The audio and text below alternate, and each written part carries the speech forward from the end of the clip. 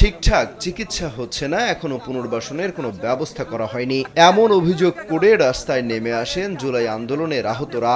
হাসপাতালের বেড ছেড়ে রাস্তায় নেমে সড়ক অবরোধ করেন তারা। পরে প্রধান উপদেষ্টার বাসভবনের সামনে অবস্থান নেন।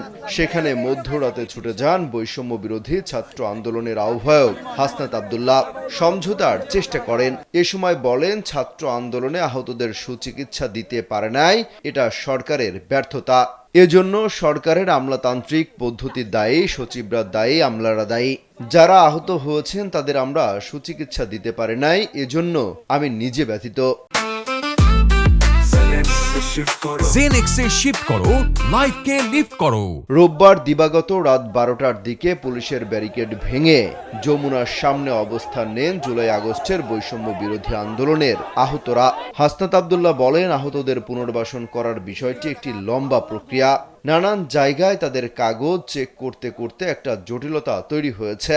এখানে গ্রুপ উপগ্রুপ তৈরি হয়েছে, এখানে একটি দালাল শ্রেণী তৈরি হয়েছে। এক পক্ষ আরেক পক্ষকে দোষারোপ করছে। কেউ বলছে আমরা অরিজিনাল, আবার কেউ বলছে ওরা ভুয়া। এই ধরনের ঘটনার কারণে সরকার বিব্রত। অবিলম্বে যারা আহত তাদের সুচিকিৎসার জন্য যা যা করা দরকার সরকার দ্রুত সময়ের মধ্যে করবে বলে আশ্বাস দিয়েছেন হাসনাত আব্দুল্লাহ।